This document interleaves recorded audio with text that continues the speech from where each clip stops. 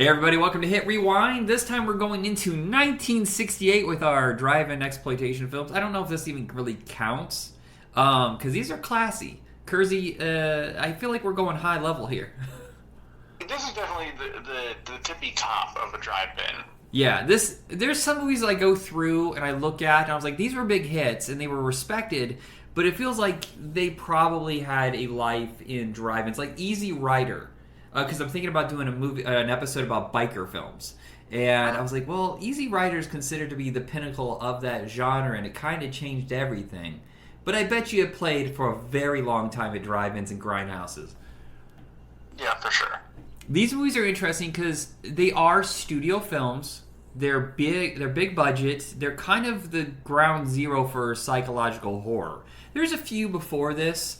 There's, of course, Psycho and Whatever Happened to Baby Jane, Repulsion, and stuff like this. But 68 really seems like, okay, we're getting away from the monsters, the vampires, werewolves, that kind of stuff, and going into the human element of horror. Even when it's supernatural, it really dives into the more human aspect. Yeah, I mean, the real horror is society. So, which one do you want to launch with? Probably the one that I was surprised by the most. I want to start with Pretty Poison. Okay. This is Anthony Perkins' first horror film since Psycho, and I know that he tried for a long time to avoid doing any horror movies. Of course, most people know that by the 80s, his career kind of dried up, and that's all he did, basically, was horror films. This one's a lot different, though. It's almost like his character is a lot like Norman Bates in a way, but then it kind of inverts it where he's actually not the villain of the picture. He just keeps going along with this madness. He just has this really nervous, manic energy that people can construe as being like creepy or weird, and he definitely has some creepy tendencies, but he's pretty much harmless. Yeah. So he has what, like an altered perception of reality is how you probably would describe it? See, that's what's difficult for me, because I feel like he was doing it out of boredom almost. Like he's creating a story because his life sucks. Yeah, but why was something more out there? Well, there's a fine line between being imaginative and kind of like writing a lie and then being delusional. And maybe because it was the 60s and people truly didn't understand a lot of psychological things that we do know now, that's why they committed him, even though he probably didn't deserve to be committed? Well, I mean, he did, start a fire, and they didn't, he's a kid, they're not going to be able to know whether or not he's telling the truth. Like, I guess, family members died in the fire. He claims that he didn't know they were in the house at the time. Okay. And I tend to believe him just based on, seeing what he's like in the movie. It doesn't seem like he would want to harm anybody. Right. Because what happens later in the movie, you think that he would be like, okay, I'm just going along with this in a different way. It's weird because it's probably more layered and complicated than his most famous role, Norman Bates. I feel like... So he wants to create this world. He wants to feel special. And I see this all the time in real life. People who are kind of, I guess, I don't want to say they feel like they're losers. I mean, I've been in this place too. When I was younger, reality was so boring that I started to lie and just make up things all the time because they were more interesting.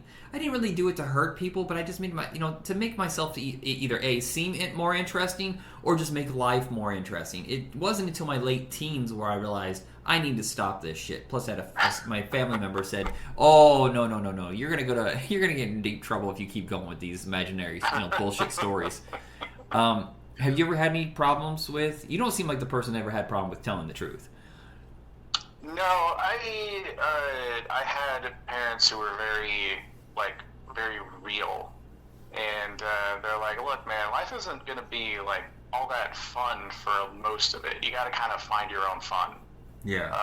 So I never had like this fantasy of like being the guy that's going to do something amazing. I was like, I'm probably just going to be an office worker, honestly. Yeah. And I was saying that in like 5th grade. No, I was delusional. I was like, I think in 5th grade, I thought I was going to be Indiana Jones. I thought I could be an archaeologist.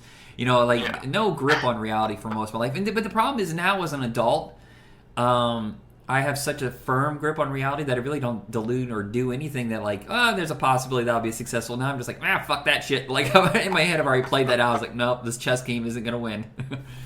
I literally, so in, I think it was in 4th grade, 3rd grade or 4th grade, we would write down, like, what we're going to do with our lives, and then they were going to hold on to it in an envelope, and then they'd hand it to you, like, when you graduate 5th grade. It'd be like, oh, this is what your aspirations are. Yeah. Like, I remember this specifically. I swear I'm not making this up, although maybe I have distorted this memory, but what I remember is that I opened it up because I forgot that I did this, and I drew a picture, and I wrote that I'm going to be an office worker of some kind, or I'm going to be working at an office typing "kill me" over and over again, and I delete it when someone walks by.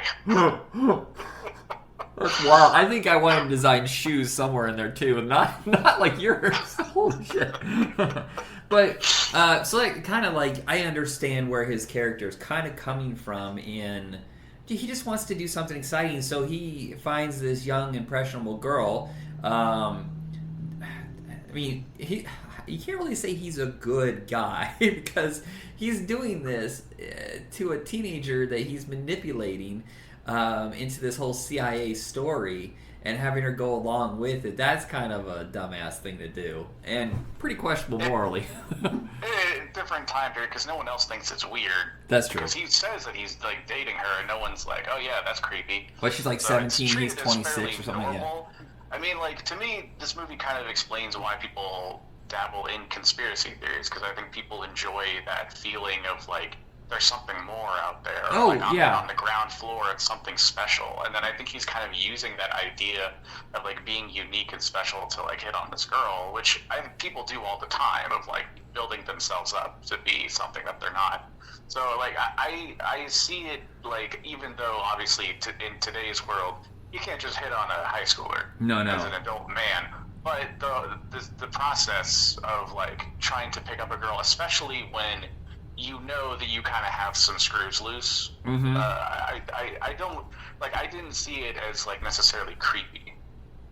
Yeah, the sex comes later. And I think it's using more of her kind of working him at that point. He seems like almost just he's an adult, but he still seems to have the mind of like a 13-year-old. That's what it seems like. Yeah. He's just goofing around and doesn't really grasp reality until things start to turn. Spoilers, she's manipulating him the whole time. She knows. She's the one stepping on the gas on his ideas. Yeah, in his head, he believes that the factory he's working for is poisoning the water and that he needs to destroy it, so he brings her along for this, and it goes horribly wrong when she bashes in the head of a security guard, and more than enough opportunity to just let him live, but no, she just throws him in the water because he knows who, he calls out his name or whatever, and it just keeps escalating from there. But when she discovers the gun and the joy that she takes in shooting her own mother, holy shit.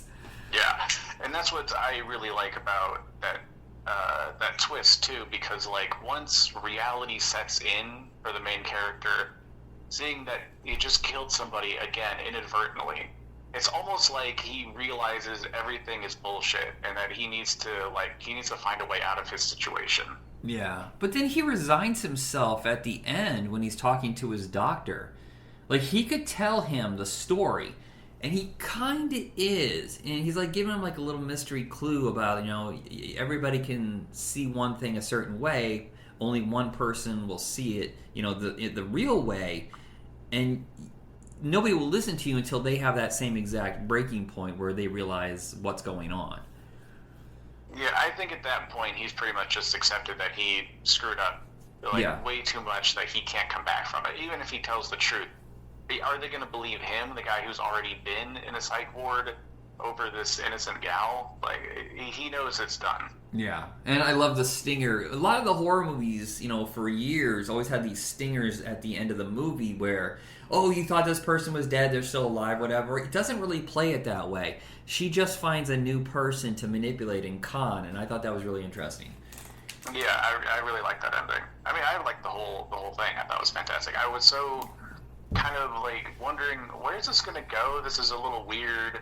I'm not really sure about this guy and this gal. And then, like, yeah, the twist happens. I'm like, okay, I'm on board for this. Yeah. What is our second film? Ooh, let's do No Way to Treat a Lady. Okay. Now, here's the interesting thing is, the story of No Way to Treat a Lady is actually based on what really happened in our next film after that, The Boston Strangler.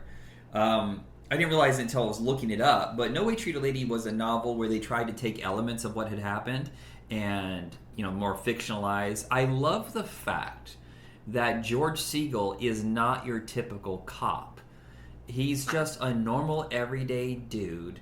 And they bring up the fact that for the Jewish community, police officers aren't a common thing for them to go for as a career. And he doesn't play it like the tough guy. Like, there's a lot of cliches of, like, the Irish cop, whatever, going around and swinging his baton and stuff like that. He's just a dude trying to do his job just like everybody else. And the killer has this fixation on him, and he's manipulated. Is this the first time they've ever done this in a movie? Like, it's kind of common in a lot of those serial killer movies of the late 80s, early 90s, like especially Silence of the Lambs. This feels like it's the beginning of that kind of thing. I mean, it's happened in real life. They're kind of taking from that, but I mean, as far as I know from film, I don't know if it's been done before this. Yeah, there's a lot of this cat and mouse, and he's playing him, and I don't know if he secretly wants to be caught or he just loves toying with him. And it's really, the funny thing is, it's not really that big of an antagonistic thing from the good guy's side. It's not like he gets super close to him and he's like really revving to get him. He's just like casually on this case. And Rod Steiger, Rod Steiger as the villain is having a fucking ball playing all these different characters. He's the same guy who was in The Brood, right? No, that is Oliver Reed. Oh, yeah, you're right. Damn it. Yeah, Rod Steiger, I think it's the year before this, gets an Oscar nomination for In the Heat of the Night with Sidney Poitier. And he would play all sorts of like really eccentric, high-wired kind of characters, and his career crumbled by the late 70s because he became nearly impossible to work with. But seriously, I don't think he ever gave a performance that wasn't... He's the Nicolas Cage before Nicolas Cage. There's one where Love and Bullets... with Charles Bronson, where I swear to God he's making up the dialogue the entire fucking time, and everybody that's in the movie with him just keeps looking at each other like, what is happening? They just kept filming. Yeah, like you were saying before, what I do really like about this one is like every kind of movie that has the killer taunting the cop, with maybe the exception of Zodiac, whereas like the lead cop on the case, or the lead detective, is, like we follow their perspective, and it's like, they're nose to the grindstone, they're the smart cop, and they gotta figure this out. But he's just a guy. Yeah. He's not particularly intelligent compared to other characters in the film. He's not the most adept, and he needs a lot of help. And what I like about the beginning of the movie, people are like reluctant to help him, and he has to kind of build this reputation over time. Well, it's a lot of times in those movies they do what like they would with Manhunters, like, oh, this person has a long history of hunting down killers. He's being brought in because he's a specialist. No. Yep, just happened to pick up the phone. Yeah. Not a whole lot to say about this one. It's just a pretty efficient, kind of early in that whole world of hunting down the serial killer kind of storyline. I thought it was pretty good. I mean, dare I say, this movie was ahead of its time for trans representation, though. Yeah. Oh, because, you're right. As far as I know, maybe I was distracted at the time, but this killer specifically kills women, and when he kills the trans woman, he considers them a woman. Right. So I I don't know. I thought that was pretty interesting, especially for '68. Yeah, there's a trend especially in the early '70s with cop movies where it seemed like there was a constant trope of, oh, we're gonna go into the gay bar to find this person, and it turns out the person in drag is like a fucking psychopath, and they're trying to stab the cops and stuff like that, like casting them as pure villains, like just outrageous Batman villains. That's not what it really is. Yeah, and the killer at this point is trying to like lure somebody to take them home, and the only person that offered them, protection or safety was this trans woman. Yeah. Go ahead.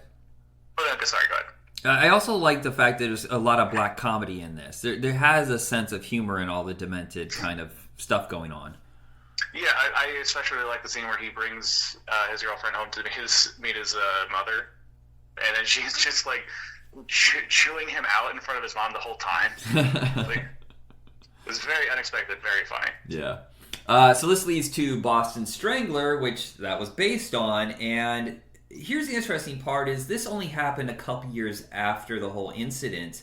And the whole story hasn't been told. I heard that Hulu has a 2-part miniseries that debuted last year that tells the entire story of the Boston Strangler. But this at this point, they only have just got him. And they've gone through some of the psychological profile with him, but I didn't know this, that he got stabbed in '73 for the weirdest thing, that he was selling drugs in prison, but under the regular amount that was established in the prison system to sell them for, so he got shanked. Yeah, and also they found a lot of evidence through the years that. I don't understand exactly how this happened, but it said his prison cellmate was the actual killer. That all of the cases looked like it was him. I was like, now wait a minute. What are the chances of those two being put together and then one's actually being found guilty? I don't get it. Yeah, that seems weird. So I want to see the newer version that covers all that case. But this is of the moment, and I think a lot of the camera work and how they treated the characters was really new at the time. Using multi-panels, different angles on the same scene. And yeah, it kind of looks like a comic book in some scenes. Yeah, it's a very panel-like. Also, the way that they treat... Whenever he goes into his visions, his different state, I thought was really interesting because it had a surreal quality. But also, like, they must have talked to some specialists about what is it like for a person that kind of separates themselves when they're doing something terrible. Yeah, that was another thing that I was not expecting. I was kind of expecting a kind of sleazy, like the Jeffrey Dahmer or Ed Gein movie, where they basically just like, oh, it's a spooky. We're gonna make like a horror mascot out of this serial killer.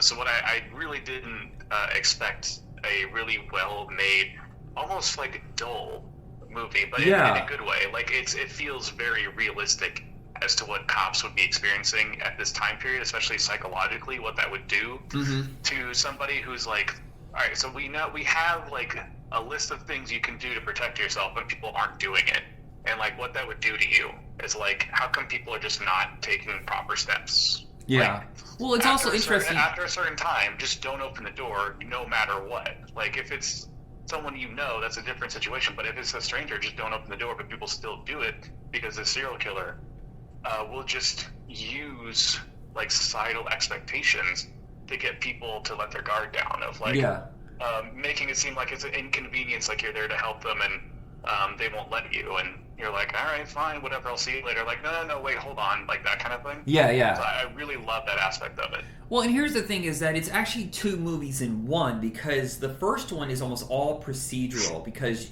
they don't introduce the 2 main characters till halfway through, basically. They spend the whole time like, oh, we found the murder, we're looking for the suspects, we're trying to break down the details. It's more of like an episode of like Law and Order. And then the second half, you have the 2 big names. You have Henry Fonda playing the cop that's interviewing him, and then Tony Curtis playing completely against type, almost unrecognizable a guy known for making fluffy comedies. And they changed his look a little bit with makeup, and I think there's a prosthetic on his nose or whatever, just to make him look more like the actual Albert Da Silva. And he completely, I don't know if you know Tony Curtis at all. He's Jamie Lee Curtis's dad. That is just completely different than what you expected. And he got a Golden Globe for it, and I was truly impressed because he could have gone big and showy with his performance. But a lot of it is almost like he's under a spell, like almost hypnotized, as he's trapped in his own mind, constantly coming in and out of whatever he's seen in his head. Yeah, it's not like I hate that like you kind of have to use other movies to describe another movie. Yeah. But like scenes from Primal Fear, where Edward Norton's character is like switching personalities, right? There's usually kind of a big shift in tone, or like there's a big series of movements or gestures that signify the change, but here it's just like trapped in between them at the same time, and it's so subtle, and it's really impressive. Is it a split personality, or is it something else? Because he doesn't seem like he becomes an actual different personality, or is that just showy movie shit? Do people actually do that, or is there just a separation of? It's almost like they're going into third person, or is it third person I'm thinking of? Where you're kind of like, you know it's you, but it's almost like you're separated watching you. If that does I guess I don't mean it to like the altered personality in like a clinical sense, but just in the way of like coming to realize what's happening. And that's the other thing too that I really like about when they actually show him killing somebody for the first time. And this is like a halfway point in the movie, maybe even later, where when he's doing it, he doesn't. There's just no expression at all. There's no joy in it. There's no anger. There's nothing. It's just, it is what it is. It's like him breathing. Like he doesn't recognize that he's doing it. Yeah. He spends these times doing not really a character, but he becomes someone else when he's at their door or whatever the situation is. Like when he pretends to be the plumber. But it didn't seem like a split personality. It's almost like I said, like where he separates himself and he's watching himself play a character. He doesn't, and that's why he's kind of distanced, because in his head he's playing this all out, but he's not. He doesn't feel like he's actually partaking. It's weird. I don't know how to explain it.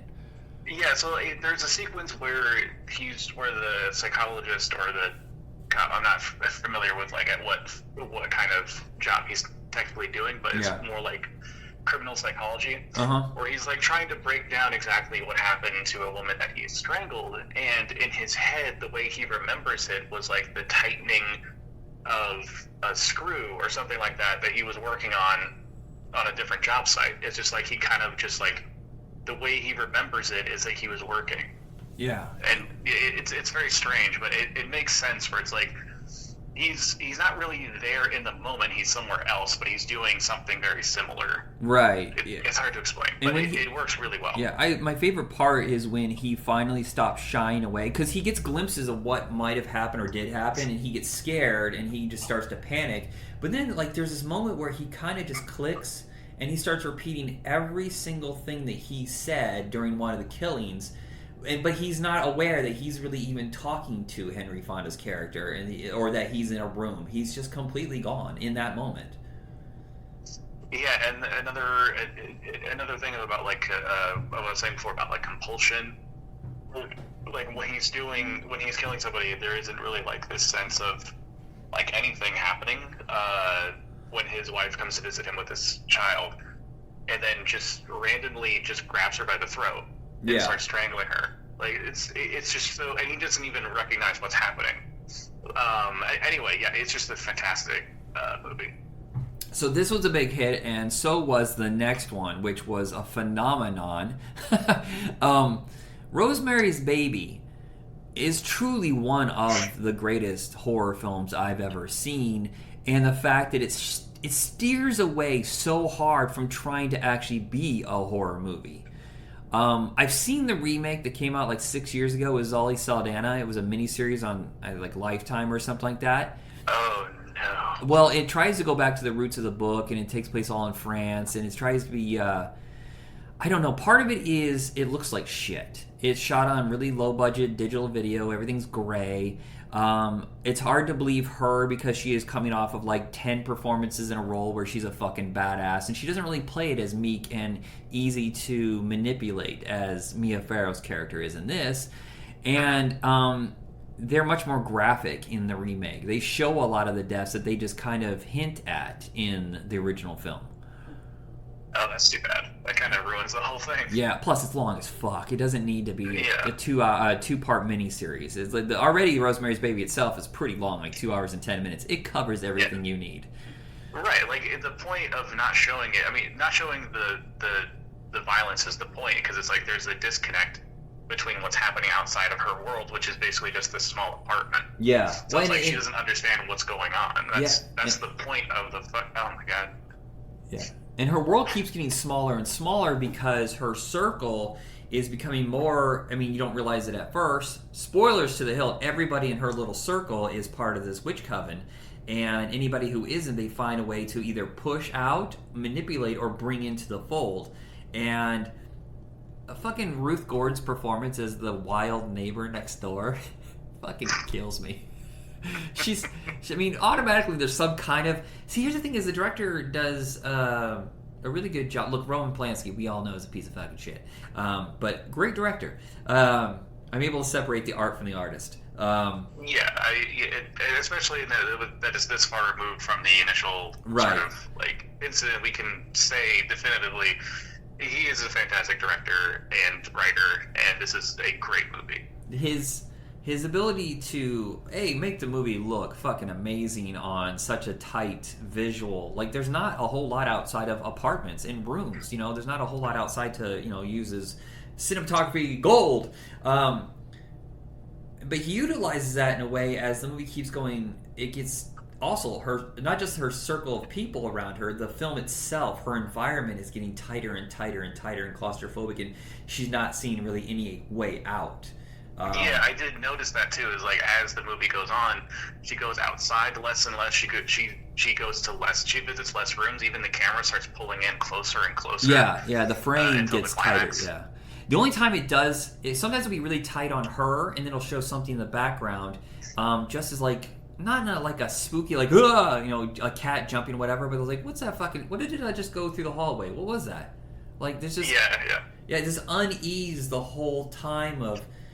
What is slowly building up of realizing something's just not right with everybody around her. The funny thing is, it plays this trick on you that the whole time you think that the baby is just fine, and then she needs to protect the baby, and holy shit, the baby's the problem.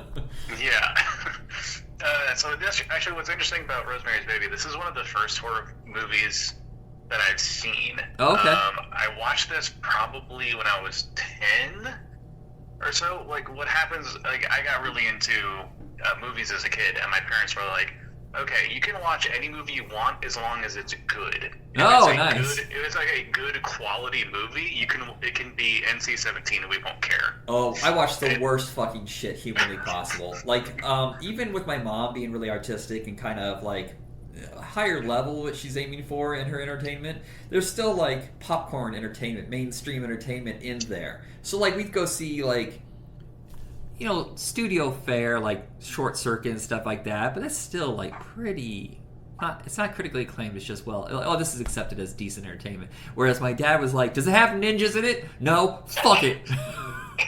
Does it have boobs or ninjas? No. Okay, I'm not watching this. But this was one of the first ones I asked to watch that they let me watch, and it's as a kid, I had like this weird sensation that I was both bored and terrified at the same time, and I don't know how that was possible. Watching it now, I'm just terrified. It's a really fucked up movie. Yeah. Because like the whole movie is just watching this woman being lied to, manipulated, gaslit, until she's just like a sobbing mess. It's awful. Yeah. I will say this.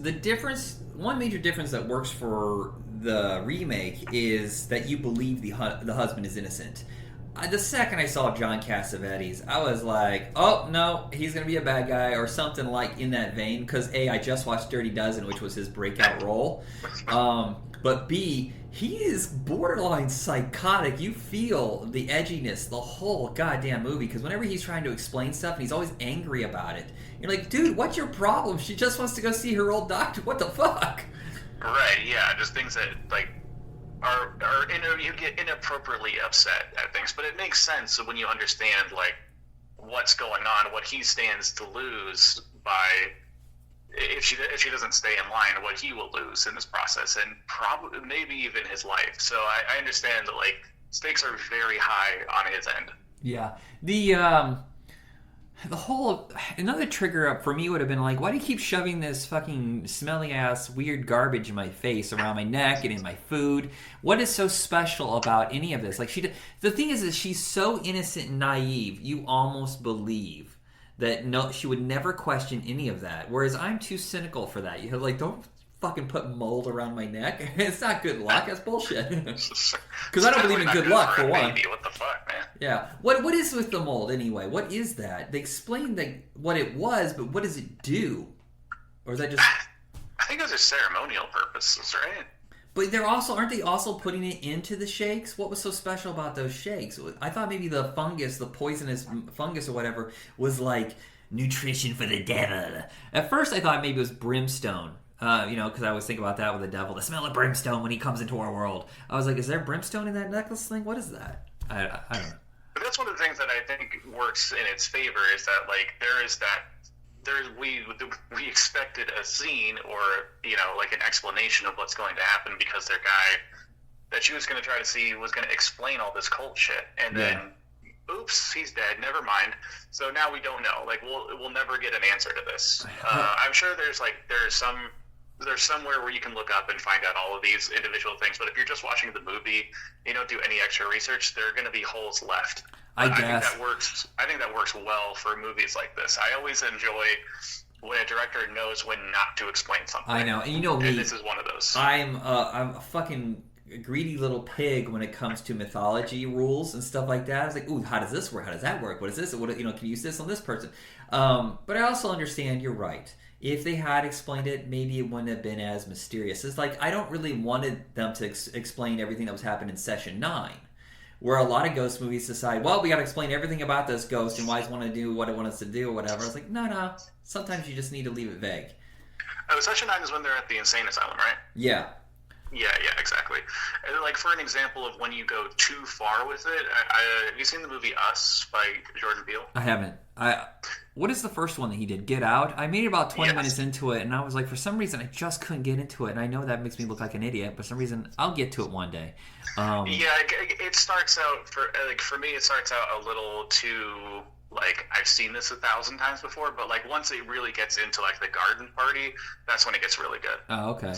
But anyway, his second movie, Us, goes too far in trying to explain the complicated lore of what's happening to the point where it's like, this is pointless to even bother explaining. Yeah. Because now that you're explaining it, it's creating plot holes. I do think some of the best horror movies are the ones that leave it a little bit unexplained. Like you never really... Well, they killed it a little bit when explaining exactly what Michael Myers was. Or Suspiria is very ethereal and kind of like vague.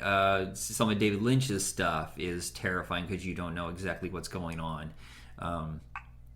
Sometimes if you go too far into details, then you just kind of kill it.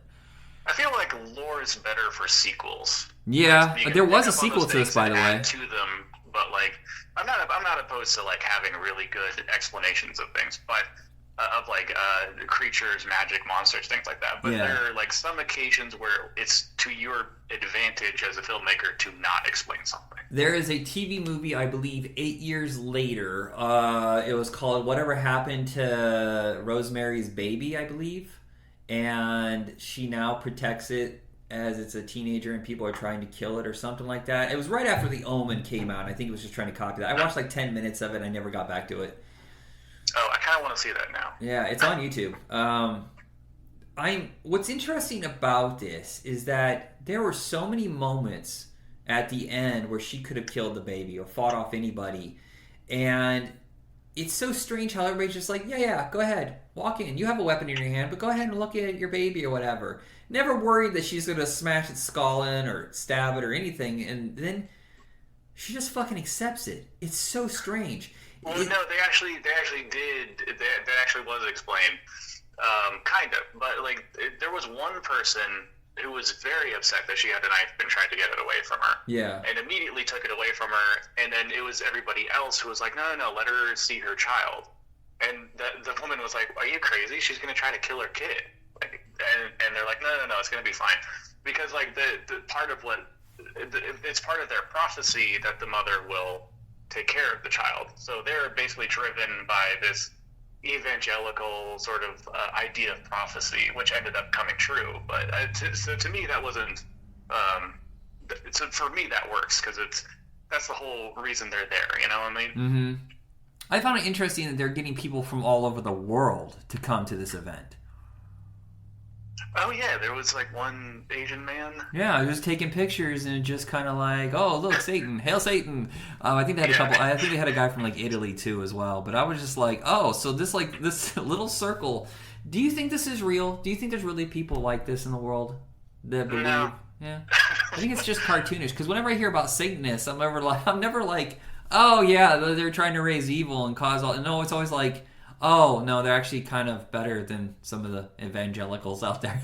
I mean, it depends what type. If you're talking about, like, the Church of Satan people, they seem pretty chill. It's, like, when I think of, like, a Satanist, I'm thinking of, like, 15-year-olds with pimples blowing up cats with fireworks, basically. Yes, you know what? I remember in high school, in my electronics class, there was these 3 kids that had started a satanic cult and that they were doing all sorts of horrible shit. And I looked at them one day, and this is back when I was religious, and I still said, this is all bullshit. Nothing will ever happen with this. You're just killing animals, you stupid fucks.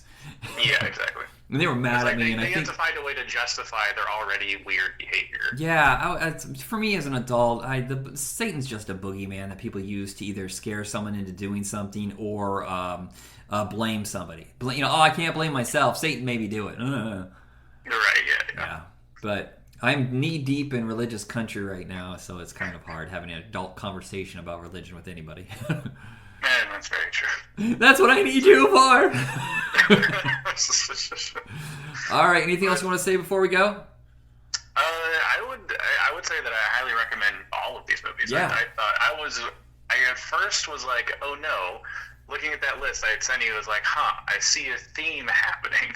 And the theme in my head was like, oh, this is going to be killing women. So I thought this is going to be like sleazy, like drive-in movies. I was surprised at how well done they were. Yeah, I had a really good time watching them. I don't think the real exploitation cycle is going to kick in for probably 5 more years. I'm talking like early 70s, I think, is when it really starts. The little guys are starting to see the money in horror films and trying to push the limits. Yeah. I don't think I'm going to do theme-oriented episodes from now on. I think I'm just going to go to 1 year, pick 4 movies that fit our criteria, or 3 if there's not enough, and just go from there, because I don't want to do like a whole Charles Bronson episode or Hicksploitation or biker movies, that kind of thing, because you kind of get burnt out. I tried watching a bunch of Westerns for the next episode, and I was like, I can't fucking do this, and I can't do that to you either. It's brutal.